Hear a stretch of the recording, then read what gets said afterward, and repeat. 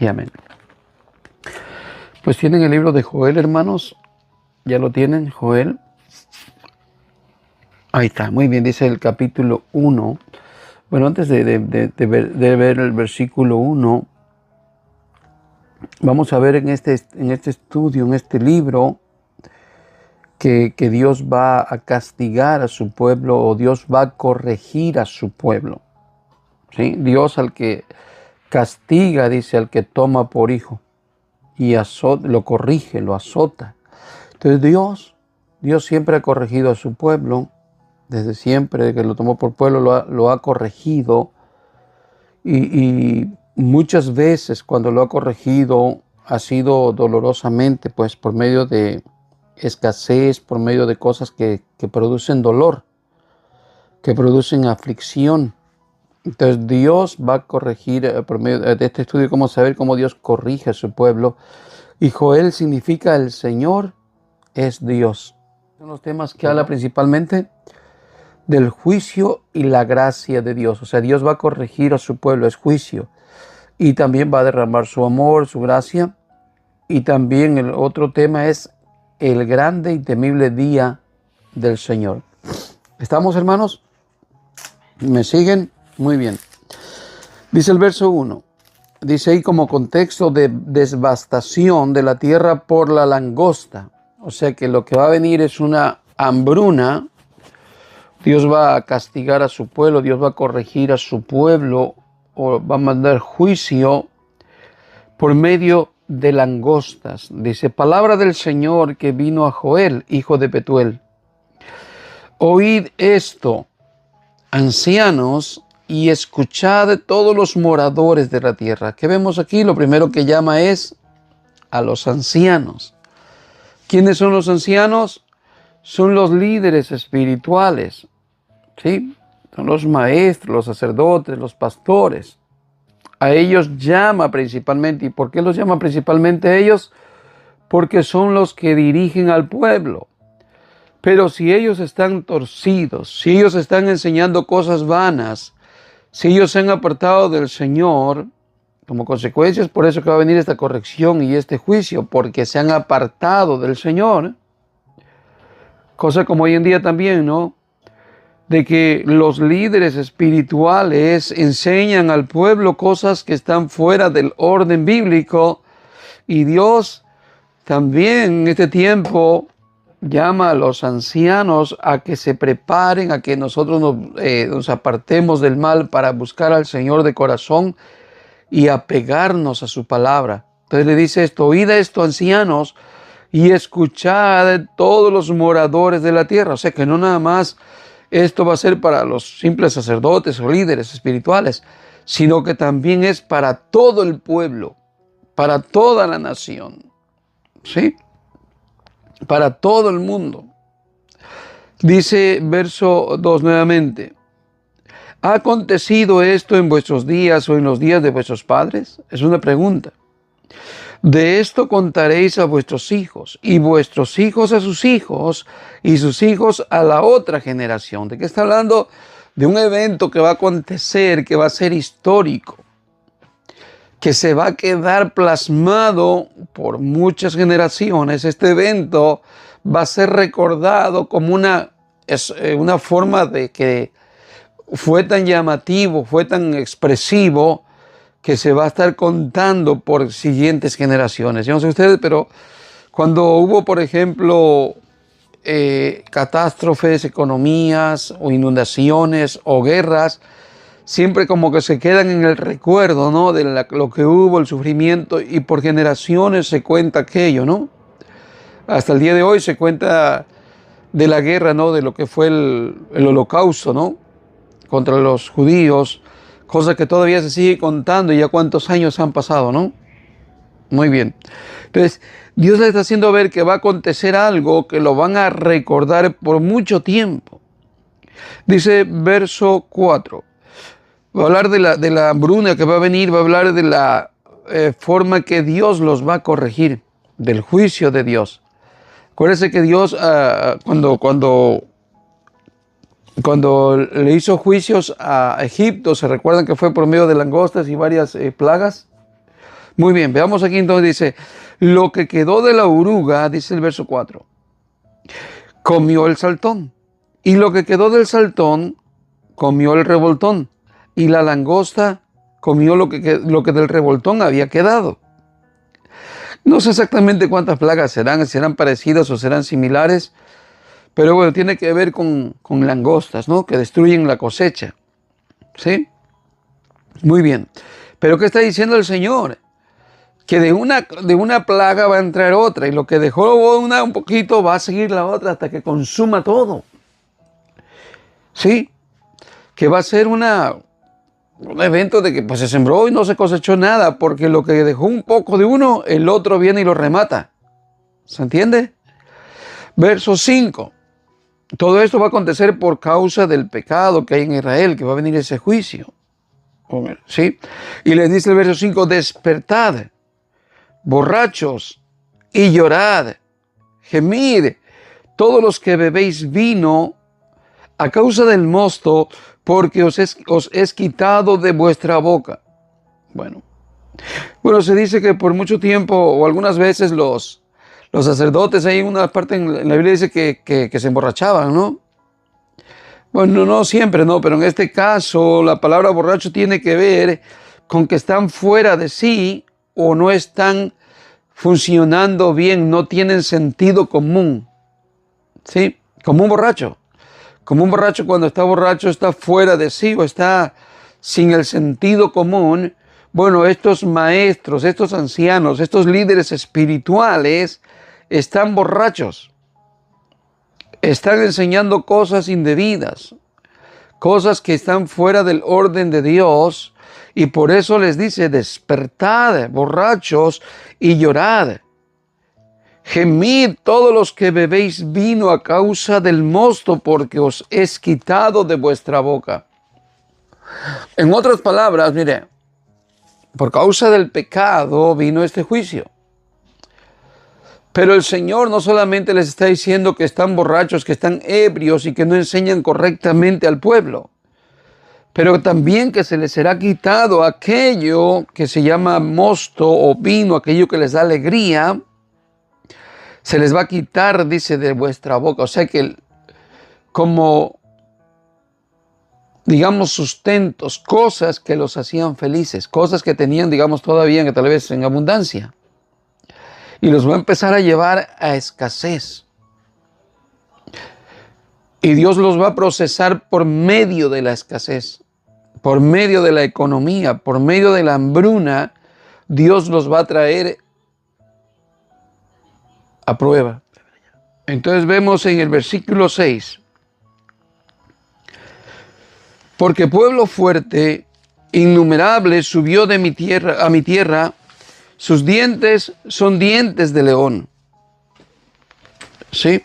¿De qué está hablando? Del pueblo de Babilonia, de Nabucodonosor, que va a venir a atacar a este pueblo, que va a ser como el ejecutor, digamos, de los juicios de Dios. ¿Sí? Porque pueblo fuerte, innumerable, subió a mi tierra, sus dientes son dientes de león, y sus muelas, muelas de león. ¿Sí? Y asoló, dice mi vid, y descortezó mi higuera. Del todo la desnudó y derribó. ¿Sí? Fíjese lo que hizo con Israel. La asoló, dice, y la descortezó mi higuera. De todo la desnudó y derribó. Las ramas quedaron blancas, o sea, sin fruto, totalmente peladas, sin nada. Los acabó de dejar, digamos, en la calle. Dice el verso 8. Llora tú como joven vestida de cilicio por el marido de su juventud. ¿Y eso qué significa? Bueno, que una mujer joven quedó viuda. Aquel tiempo era muy común porque vivían muy seguido en las guerras. ¿Se acuerda? Israel tuvo muchas batallas, muchas guerras, y seguido experimentaban lo que era la viudez. Las mujeres, pues, ¿sí?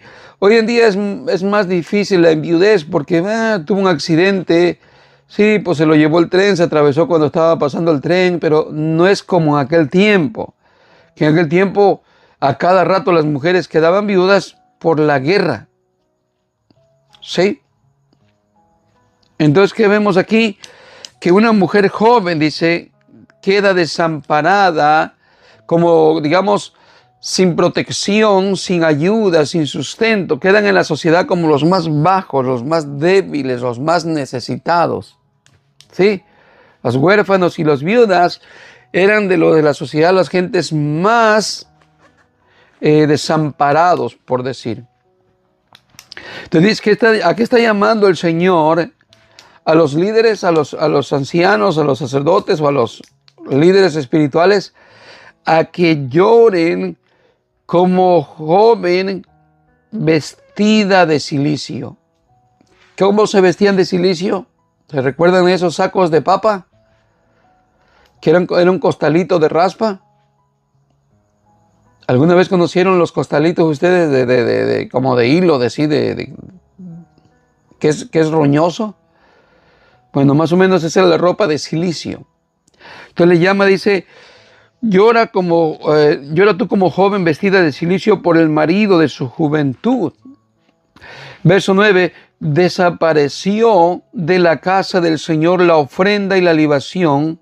Los sacerdotes, ministros del Señor, están de duelo.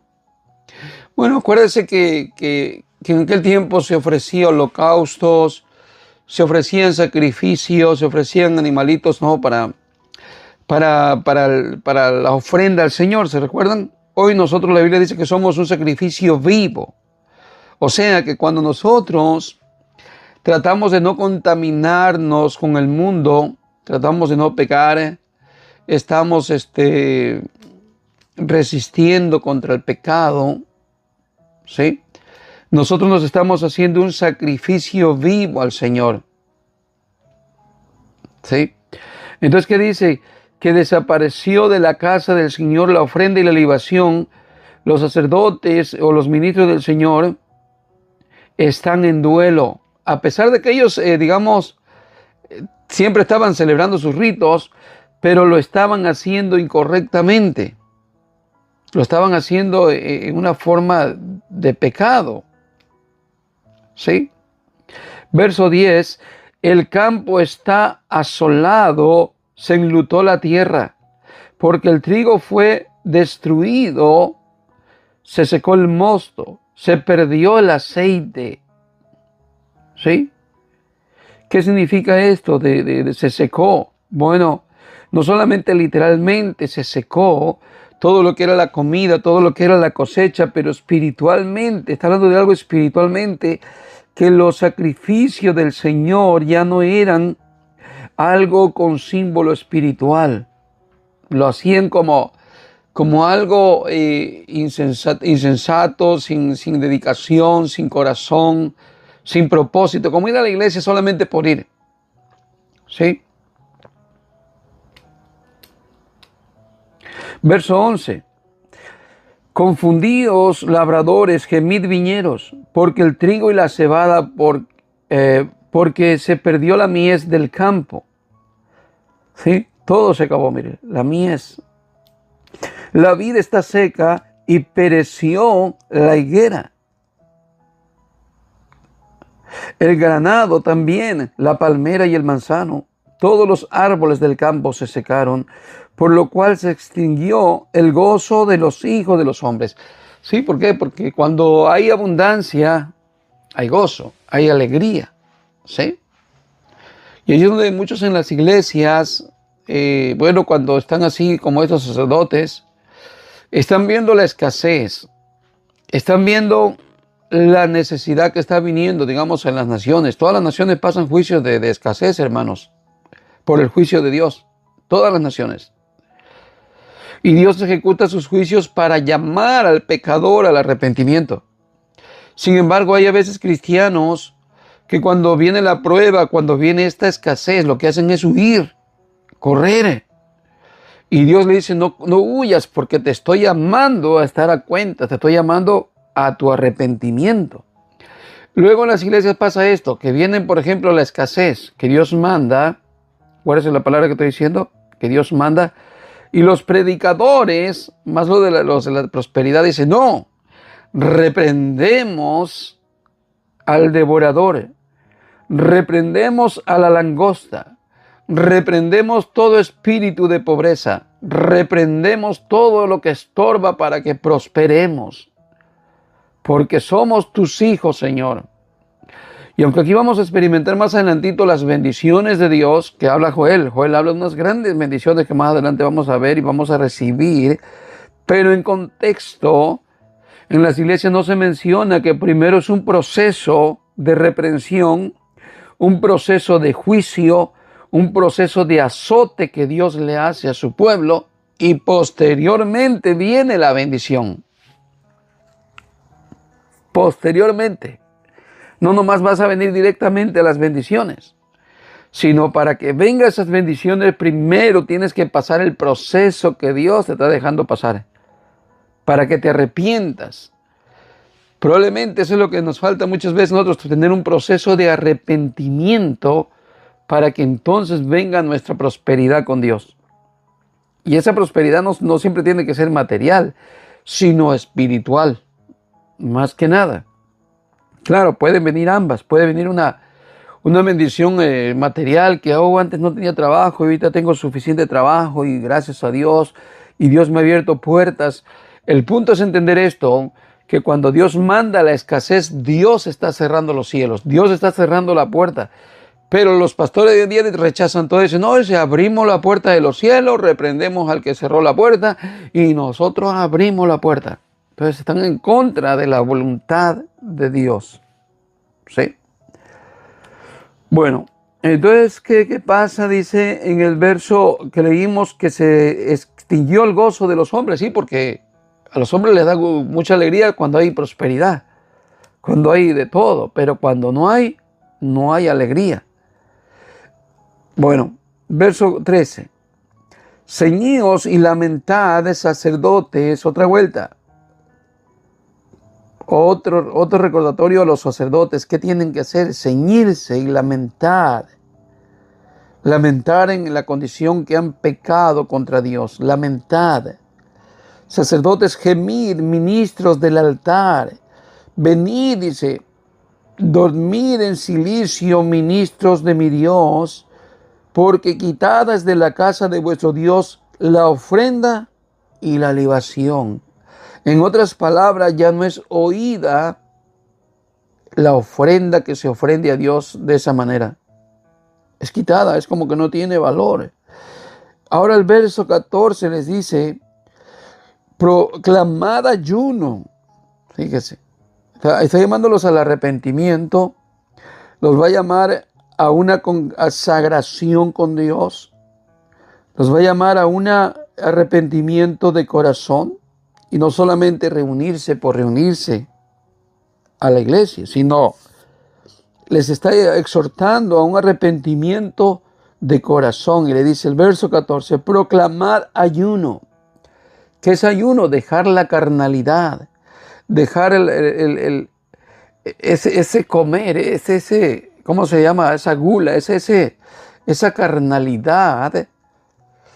Y dejar, está hablando de lo espiritual, no está hablando solamente en lo físico, tanto como menos, está hablando de esa vida del mundo.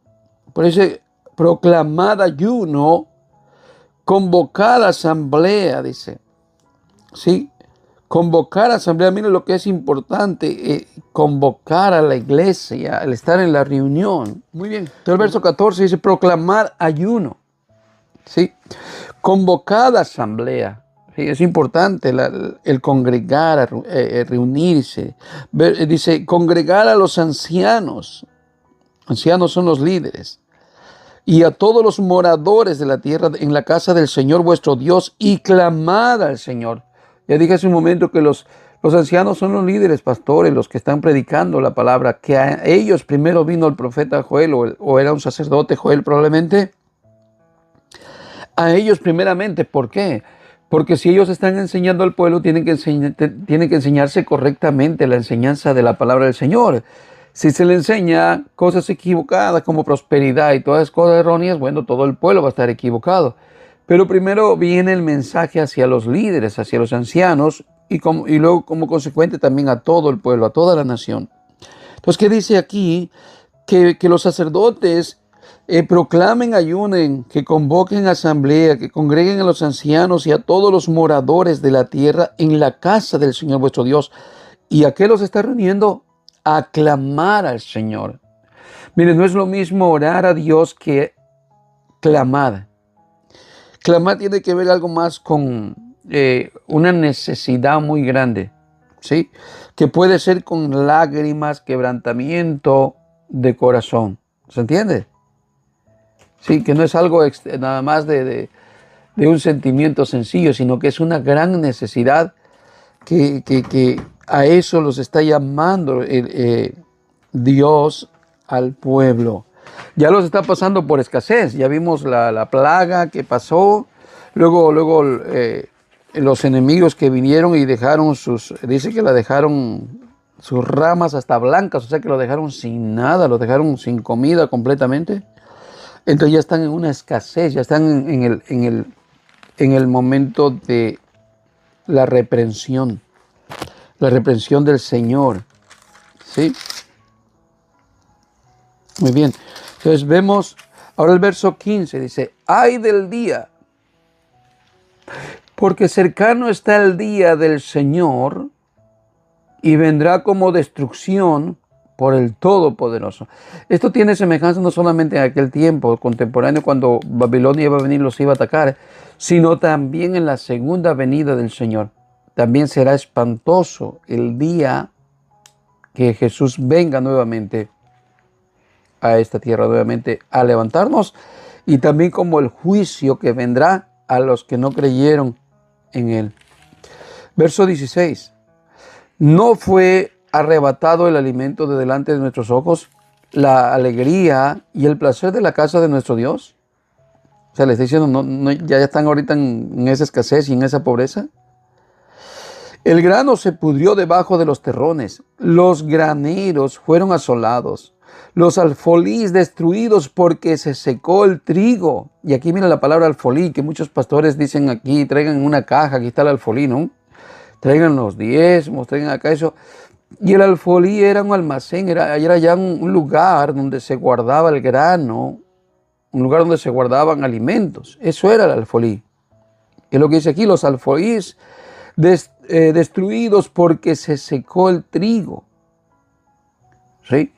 Verso 18. ¿Cómo gimieron las bestias? Mira, aún las bestias del campo, al ver que no había nada de pasto, nada de comida, nada verde. Aún las bestias, dice, ¿cómo gimieron las bestias?